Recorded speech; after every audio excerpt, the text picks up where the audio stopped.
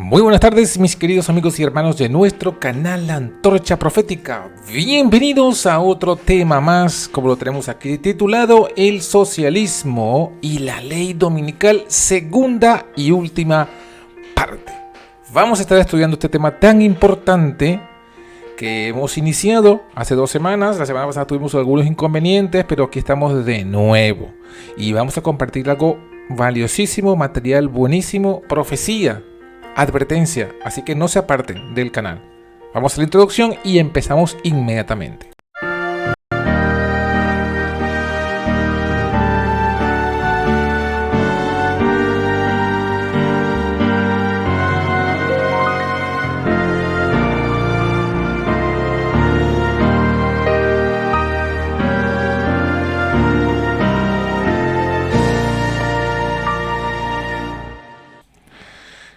Muy buenas tardes una vez más, hoy viernes 8 de noviembre del 2019. Convulsiones socialistas en Chile, Ecuador, Bolivia, Venezuela, Barcelona y lo que se ha ido añadiendo en estas últimas semanas, profetizadas como las que impondrán la ley dominical y como ven allí en la pantalla, parte 2. Vamos a estudiar este tema, hermanos, a estudiar con la profecía, es importante. Busque su Biblia, busque su lápiz, busque su cuaderno para que lo anotemos y pueda estar al tanto de todo lo que vamos a compartir en este día. Hoy es 8 de noviembre del 2019. ¿Quién les habla? Su hermano John García. Vamos a hacer una oración. Padre que estás en lo alto del cielo, una vez más agradecidos por la oportunidad de compartir con mis amigos y hermanos esta profecía. Sé tú quien nos guíe en este estudio, te lo pedimos en el nombre de Jesús. Amén. Muy bien, mis hermanos, comenzamos aquí haciendo un repaso, un recuerdo de lo que fue la semana pasada, donde estudiamos Apocalipsis capítulo 11 y se nos hablaba de una profecía que nos advertía lo siguiente: echa fuera el patio que está fuera del templo, no lo midas, porque es dado a los gentiles y hollarán la ciudad santa. ¿Cuánto tiempo? 42 meses. Y daré a mis 2 testigos, ellos profetizarán vestidos de sacos por 1260 días allí. Muy bien, esto habíamos estudiado que representaba, ¿verdad?, el poder monárquico. Los gentiles hollando el atrio y la ciudad santa 42 meses, persiguieron a los 2 testigos, 538 hasta 1798. El poder monárquico católico y la estructura del antiguo régimen, a la cabeza del cual se encontraba el monarca, y más arriba estaba el papado, y luego el clero y la nobleza, y abajo el estado llano, el pueblo, el cual sufría, el cual era esclavo. Eso fue lo que sería el poder monárquico católico, los gentiles, pues, hollando el templo. Ese es el número 1, el primer paso de lo que estudiamos. Ahora luego vimos en el versículo 7 de Apocalipsis 11, cuando ellos hubieren acabado su testimonio, la bestia que sube del abismo hará guerra contra ellos, y los vencerá y los matará. Entonces, eso nos decía que por medio de la influencia intelectual de un proceso ideológico conocido como la Ilustración, subiría del abismo otra bestia. Bestia es un poder político. El poder político que iluminado, pues, o influenciado por este movimiento intelectual, haría guerra contra los testigos y no solamente los perseguiría, sino que los mataría.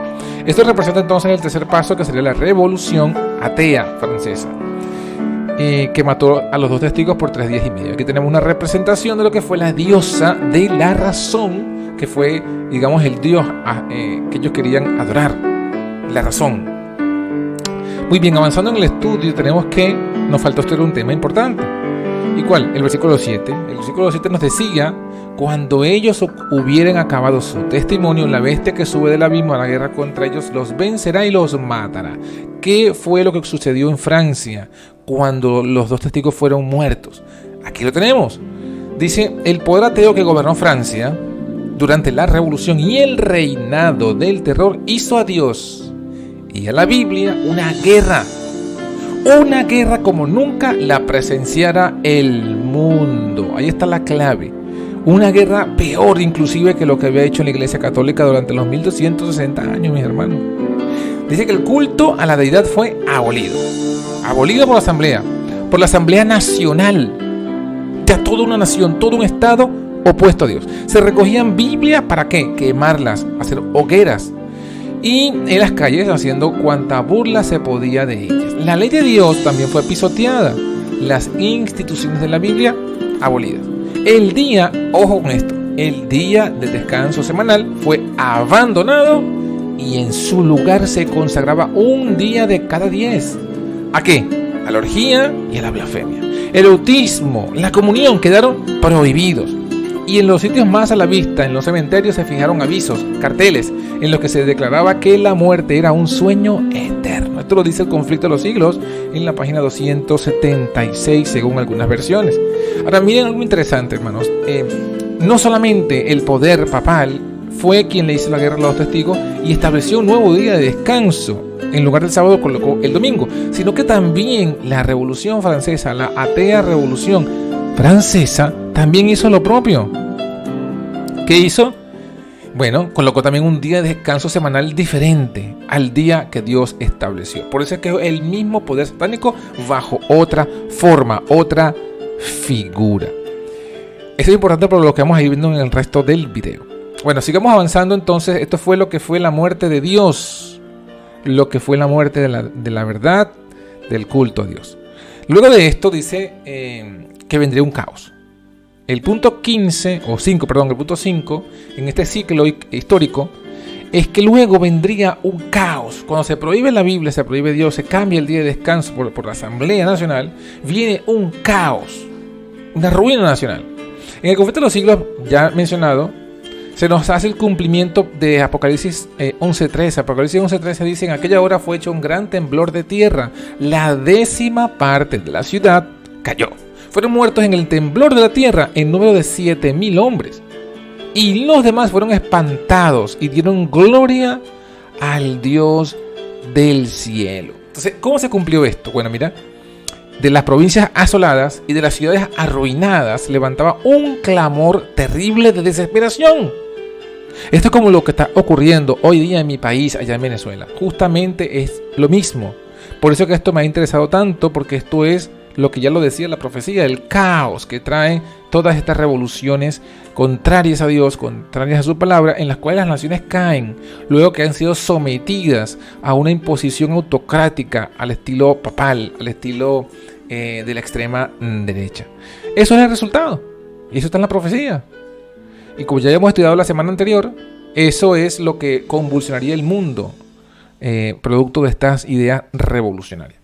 Bueno, entonces, ¿qué pasaba? La religión, la ley, la sociedad, el orden, la familia, el Estado y la iglesia, todo lo abatía la mano impía que se levantara contra la ley de Dios. Ese fue el resultado, un caos y anarquía política, una absoluta intolerancia religiosa y un caos económico. Hermanos, esto parece ser un retrato. Usted lee este capítulo completo, porque yo estoy colocándole algunos pedazos nada más. Algunos citas, lo que yo considero más relevante. Pero usted lee el capítulo por usted mismo. Se llama La Biblia y la Revolución Francesa, capítulo 16 del Conflicto de los Siglos, y se va a quedar sorprendido. Si usted es venezolano, o si usted está al tanto de lo que está pasando en Venezuela, usted se va a quedar sorprendido. Parece que fuese calcado a la perfección. Una copia exacta del caos social, político y económico en el que se ha envuelto Venezuela, a la semejanza de lo que pasó con la Revolución Francesa. Esta parte de la etapa atea de la Revolución Francesa. Bueno, ¿qué pasó después de aquí? Bueno, dice el punto 6, que estaba basado en Apocalipsis 11:11, dice: después de 3 días y medio, tenemos aquí arriba, el espíritu de vida enviado de Dios entró en ellos. ¿En quiénes? En los 2 testigos. Y dice aquí, se alzaron sobre sus pies. Vino gran temor sobre los que los vieron. ¿Cómo se cumplió esto?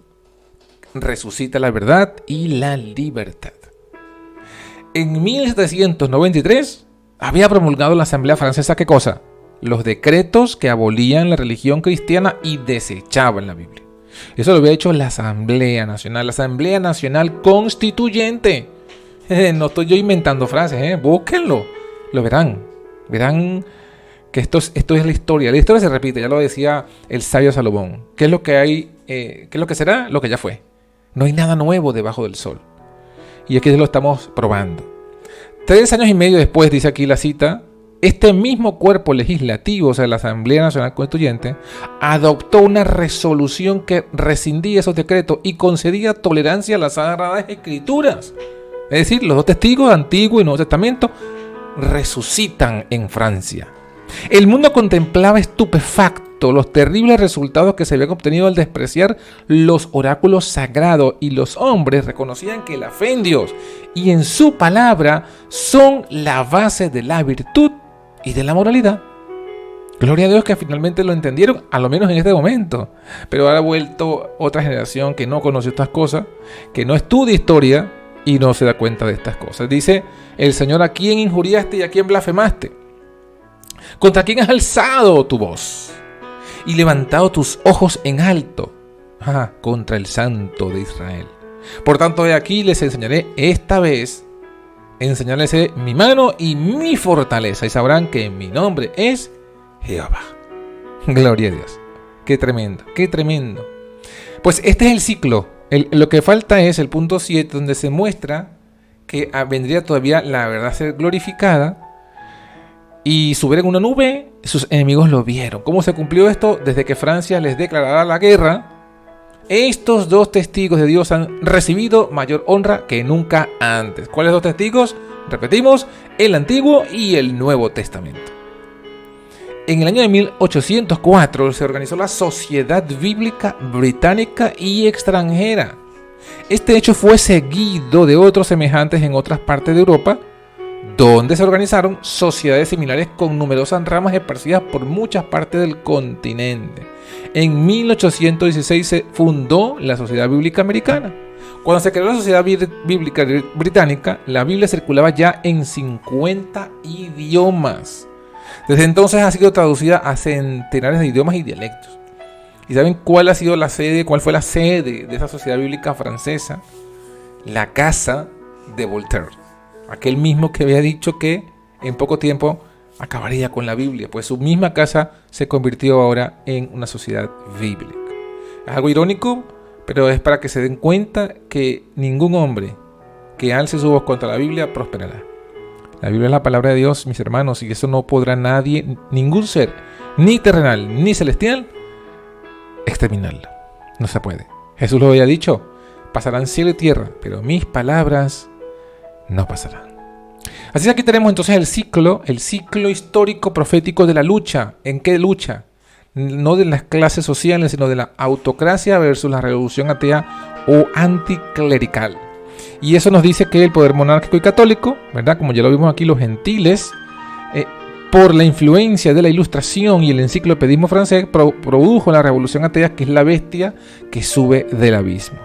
Esa bestia mata a los dos testigos, es decir, hace la abolición de Dios del día de la semana, del día sábado, prohíbe las instituciones de la iglesia, de la religión, y el resultado es un caos, un terremoto social, caos en todas las áreas. Producto de eso, entonces tienen que resucitar, dar libre vía otra vez a los testigos, a la Biblia, a la religión, y entonces comienza sutilmente un proceso de recuperación del poder autocrático. Eso se vio en Francia justamente después del fin de la Revolución Francesa, de la caída de Napoleón. Se estableció el Congreso de Viena en 1814. ¿Y qué fue el Congreso de Viena? Fueron las naciones europeas, bueno, no las naciones, los reinos europeos, que habían sido destituidos por la Revolución, se unieron en la Santa, aquí lo tenía aquí, en la Santa Alianza en 1815, y su objetivo fue restaurar el antiguo régimen. Por eso marcó entonces una historia que se conoce como el restauracionismo europeo, que nosotros en nuestro contexto bíblico debemos llamar el intento de sanar la herida de la bestia. La Santa Alianza, los estados pontificios, el Vaticano estaba a la cabeza de esta alianza y este tratado de restaurar, de volver al estado social, político, económico y religioso que imperaba en Francia antes de la Revolución, que imperaba en España y en toda Europa, pues antes de la Revolución. Es decir, un restablecimiento del poder papal. Es tremendo, mis hermanos, cómo se ve todo esto en la historia.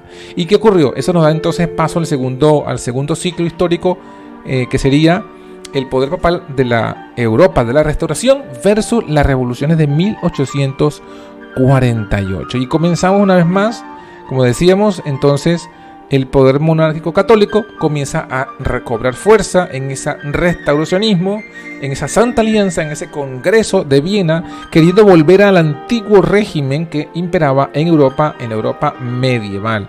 Un intento de restaurar y de sanar el poder autocrático ya profetizado. Fíjense que Apocalipsis 13:3 dice: vi una de sus cabezas como herida de muerte, de esa bestia, cuarta bestia espantosa y terrible que está en Apocalipsis 13, que sube del mar. Tiene 7 cabezas y 10 cuernos. Una de esas cabezas es el papado. Es Roma en la época papal. Y esa cabeza, que estaba herida de muerte, dice aquí que sería curada. Y daría paso a una segunda etapa del poder papal. Pues resulta que esto fue la intención en la Santa Alianza, en el Congreso de Viena. Ahora, ¿cuál fue el resultado?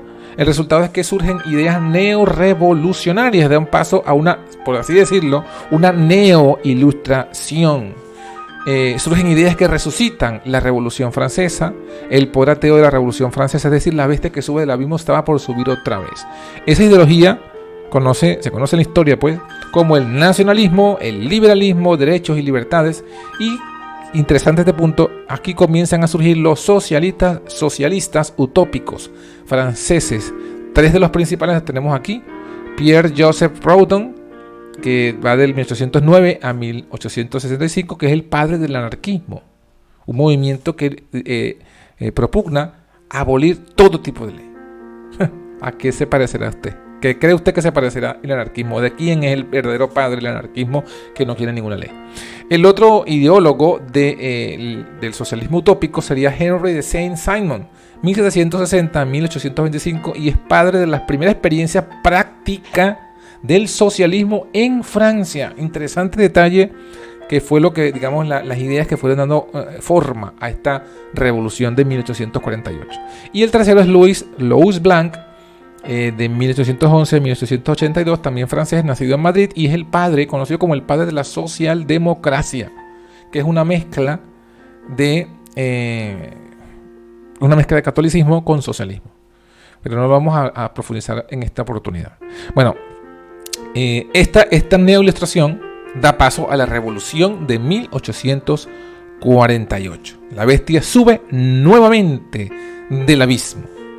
Los sectores de la sociedad civil, burguesa y movimientos obreros de la Europa central y occidental, motivados por un cambio de régimen, es decir, de deslastrarse de ese intento de resucitar el antiguo régimen, entonces llevaron adelante esta revolución. Aquí tenemos una pintura que hace alusión a ella.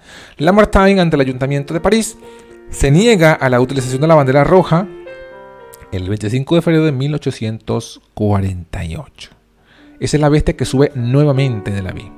Y mueren nuevamente los testigos. Miren, esto es interesante porque esta cita que voy a leer es de Joseph Bates.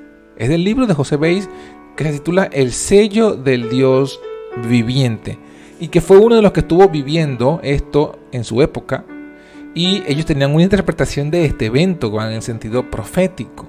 Y leemos allí: los partidos liberales en Francia, Italia, Alemania y Austria durante los primeros meses de 1848 destronaron u obtuvieron el control del gobierno y procedieron a llevar adelante sus programas de reformas en la misma forma cabal en la cual la Asamblea Nacional de Francia hizo su obra en 1789.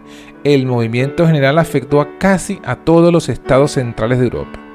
El sello del Dios viviente, Joseph Bates, en 1849, página 45, citado en Questions on the Selling Messages, J.N. Loughborough, 1916, página 13. Es decir, es Joseph Bates quien compara esta revolución del 48 como semejante a la revolución de la Francia, la que abolió la Biblia. Noten que no soy yo ¿cómo se dice?, el descubridor de este paralelismo.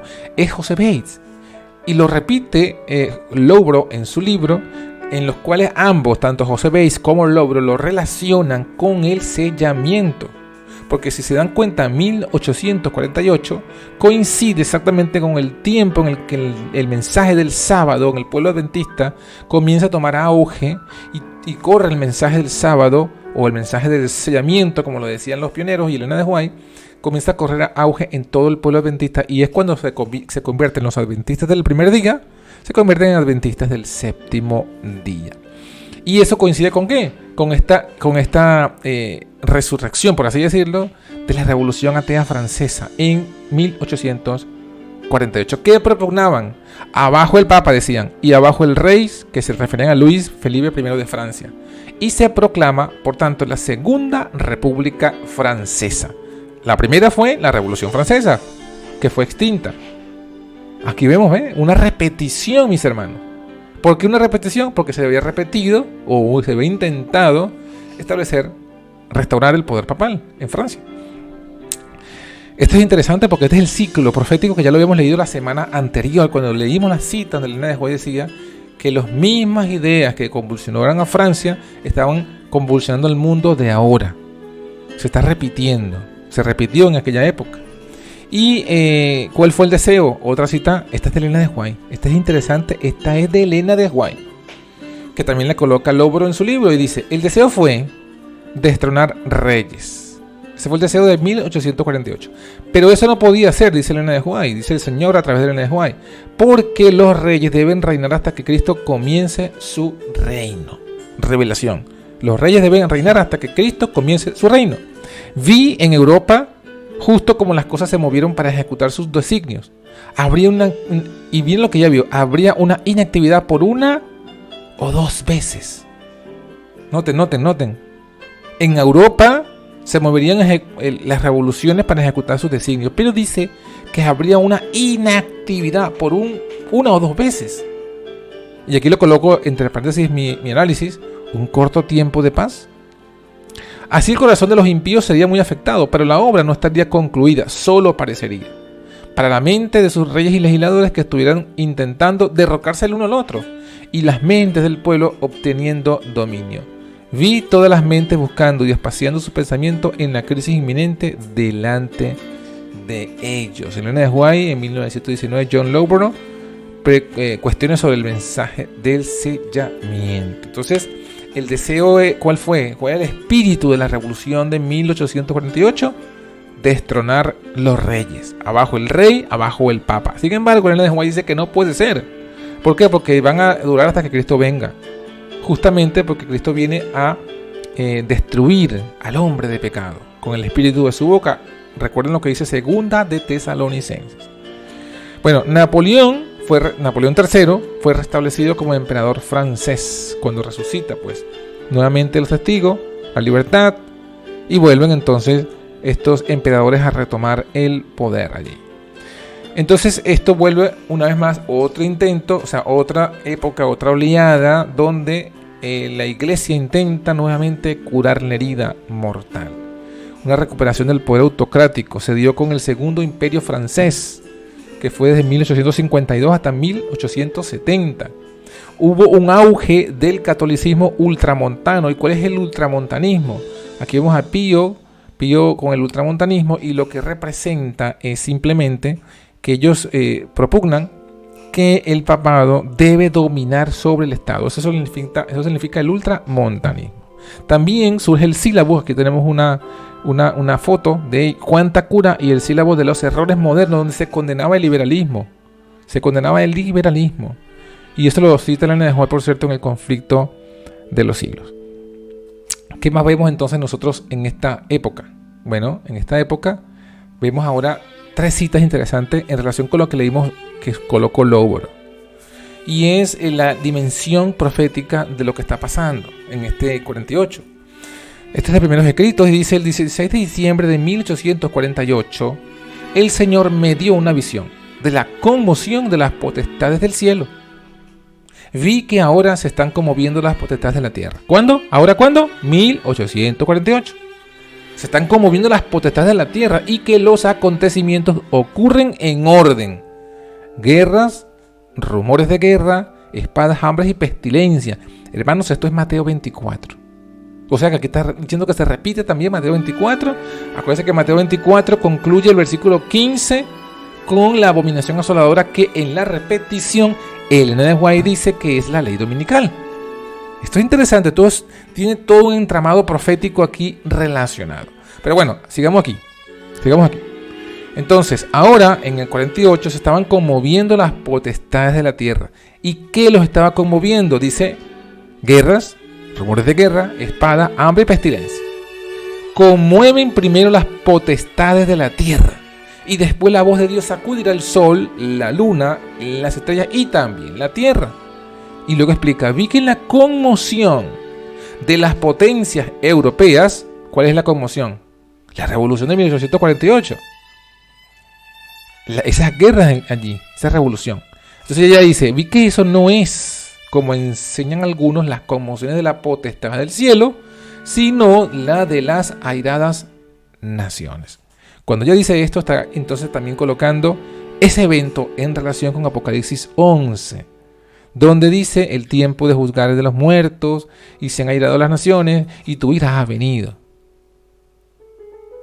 Hermanos, todo esto es tremendo, porque está relacionado con Apocalipsis 11, justamente lo que tiene que ver con la Revolución Francesa. Ahora, ¿por qué sacamos esta colación? Bueno, miren lo que dice a continuación la cita de Testimonios tomo 1. Es muy parecida a esta, pero esta menciona algo que la relaciona con la cita de Elena de White que colocó Loughborough. Acuérdense que Elena de White había dicho en la cita de Loughborough que habría un intento como de 2 veces. Vamos a colocarla de nuevo, ¿no? Aquí dice, ¿no? Una inactividad, un periodo de inactividad por 1 o 2 veces. Eso lo colocamos aquí, que lo colocó la cita, ¿vale? Entonces aquí, en esta cita dice, se me mostró a los habitantes de la tierra en gran confusión.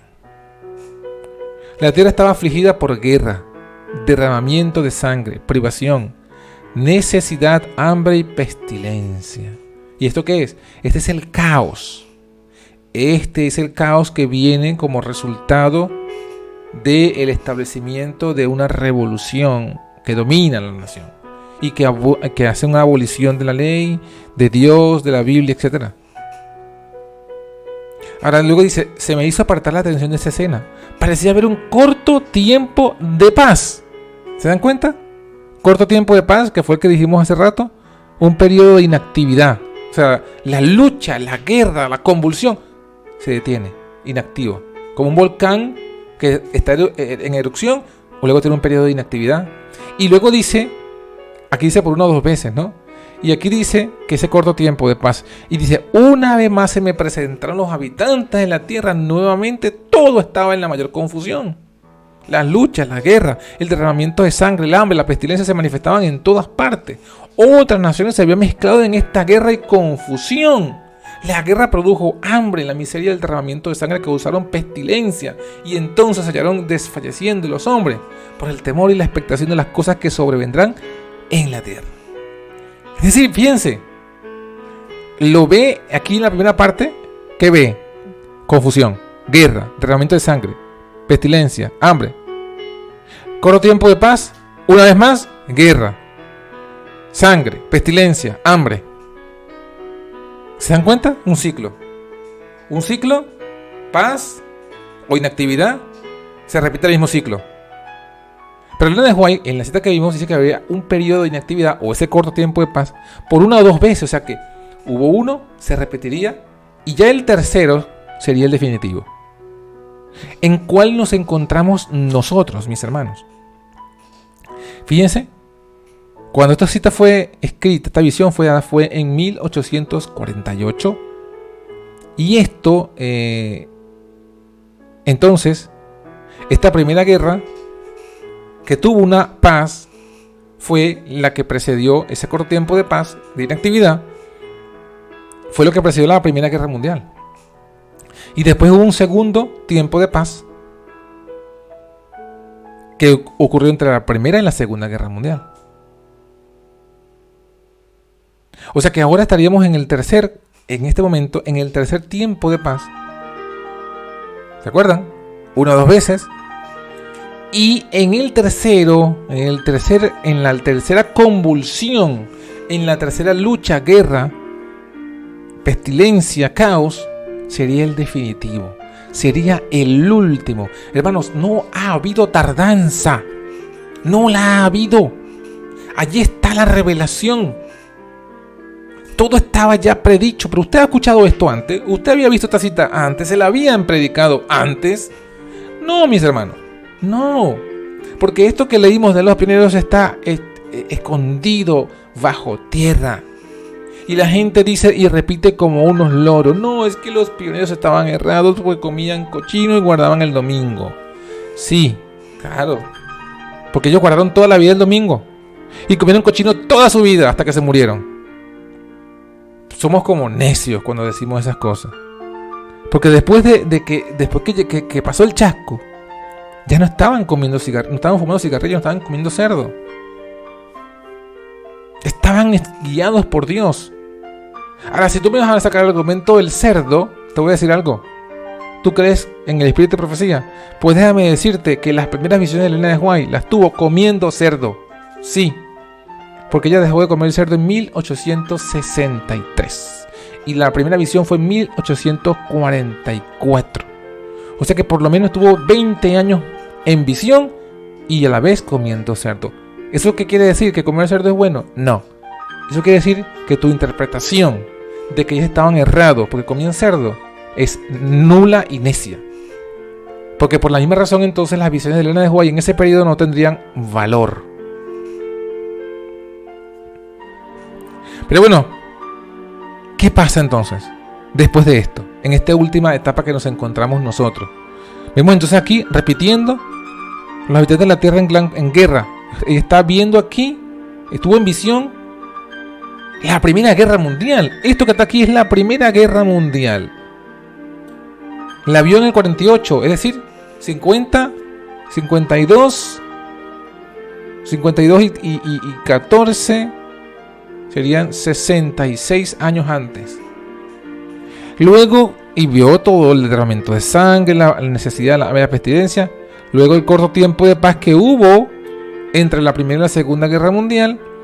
Y luego vio una vez más los habitantes de la tierra en confusión. Otras naciones se involucraron en esa guerra de confusión. Estados Unidos se unió también en la Segunda Guerra Mundial. Y ahora estamos entonces en el segundo tiempo de paz. ¿Qué viene a continuación? Primera de Tesalonicenses capítulo 5 versículo 3 dice: cuando digan paz y seguridad, entonces vendrá sobre ellos destrucción repentina, como los dolores de la mujer encinta, y no escaparán. Hoy estamos entrando en todas esas convulsiones sociales, políticas, religiosas y económicas en el mundo entero, Latinoamérica, América, Europa, que están provocando entonces un caos como el que ya vemos viendo aquí. Esas luchas que van a provocar, como provocaron la Primera y la Segunda Guerra Mundial. Y se va a venir entonces el segundo corto tiempo de inactividad o de paz. Pero ¿cuál será ese? Aquí está profetizado. Profeta de los Siglos dice: una vez que el sábado llegue a ser el punto especial de controversia en toda la cristiandad y las autoridades religiosas y civiles se unan para imponer la observancia del domingo, la negativa persistente, por una parte de una pequeña minoría, de ceder a la exigencia popular, la convertirá en objeto de execración universal. Se demandará con insistencia que no se tolere a los pocos que se oponen a una institución de la iglesia y ante una ley del Estado, pues más vale que esos pocos sufran, atención, oído, y no que naciones enteras sean precipitadas a la confusión y anarquía. O sea, van a colocar la ley dominical como la solución a la anarquía, como un paliativo para cubrir esas luchas, esos derramamientos, esa lucha entre el socialismo y la extrema derecha y la extrema izquierda, esos conflictos. Para que haya paz se va a celebrar esto, una ley dominical. Y eso lo va a decir, lo va a establecer el socialismo. Miren una alianza entre el poder de la extrema derecha, que es católico, con el poder socialista, la extrema izquierda. Mírenlo, vamos a leerlo. Apocalipsis 13:15 dice, en el versículo 17, que ninguno pueda comprar ni vender, sino el que tenga el señal de la bestia. Ahora, ¿quién va a poner eso? La imagen de la bestia dice que va a poner eso. La imagen de la bestia va a poner esa ley económica. Pero la imagen de la bestia no es más que un poder político religioso. Es decir, un poder religioso que controla el poder político, impone una ley económica, controla la economía e impone la ley económica. Si no puede comprar ni vender es que no hay libre mercado. No hay libre mercado, porque el libre mercado es que se pueda comprar y vender sin ninguna restricción del gobierno. Cuando aquí el gobierno impone una ley que no permite que nadie pueda comprar o vender, si no hay una ley dominical, o sea, una marca de la bestia, eso es un poder que controla la economía, y eso es, mis queridos amigos y hermanos, socialismo. El capitalismo, por definición, establece el libre mercado. Tampoco esto es una exclusividad mía. Miren lo que decía aquí A.T. Jones en un artículo que escribió en la Science of the Time, Señal de los Tiempos, en 1886, y se titulaba The Latest Sunday Alliance, o sea, la última o la final alianza dominical. Y decía: el llamado cristianismo se aliará con el socialismo. ¿Cómo? Repite, por favor. ¡Ajá! El llamado cristianismo, y aquí se refiere a la Iglesia Católica y al protestantismo apóstata, se aliará, hará alianzas. ¿Con quién? Con el socialismo. ¿Para qué? Para obtener el apoyo de los socialistas para preservar el llamado sábado cristiano. Harán un pacto con los socialistas. Aquí estamos en España, y aquí, si usted ve los debates, los conflictos, los pactos que se hacen para gobernar, no le sonará esto nada extraño. Mediante alianzas tan vergonzosas como estas, el malvado plan de una ley dominical nacional seguramente tendrá éxito, y la persecución bajo ella seguramente seguirá. A.T. Jones, ¿qué visión tenía A.T. Jones profética? Basada en la Biblia. Ahí está, ya se lo mostré yo con la Biblia, y aquí estoy añadiéndole una cita. ¿Para qué? No para darle autoridad a la Biblia tiene autoridad por sí sola, pero para que usted vea que esto no se aleja de las sendas antiguas, que ya esta visión la tenían nuestros pioneros, que ya lo veían con el ojo profético, con la revelación del testimonio del Espíritu de profecía, ya lo habían previsto. Somos nosotros los que nos hemos olvidado de estas cosas, los que hemos sido educados en otras teorías, y por eso es que vemos el mundo y no entendemos nada de lo que está pasando. No discernimos qué es lo que está pasando y su relación con la profecía, y vemos la lucha de los socialistas y de la ultraderecha y la ultraizquierda, y no entendemos nada porque no estudiamos las profecías de la Biblia. Pero ya se acabó eso, mi hermano. Aquí estamos en la antorcha profética, trayendo la verdadera palabra profética más segura. El Señor nos dice entonces, a través de esta revelación, que nuestra única salvaguardia está en recibir el sello de Dios, el sello del Dios verdadero, que dice aquí que será puesto, que el Señor está conteniendo esos cuatro vientos, esas luchas. Fíjense que ya lo vimos, se van esas luchas, esa guerra, se sueltan los cuatro vientos, porque aquí dice que están cuatro vientos siendo sostenidos por cuatro ángeles. ¿Y para qué los sostienen?